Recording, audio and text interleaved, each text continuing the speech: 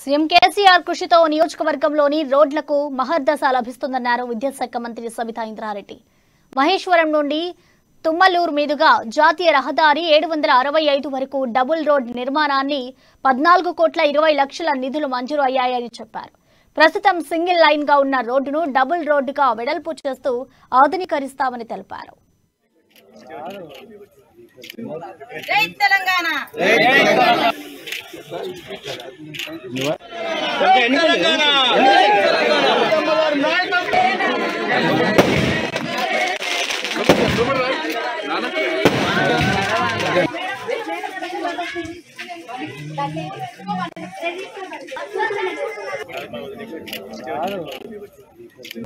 Jai Telangana Jai Telangana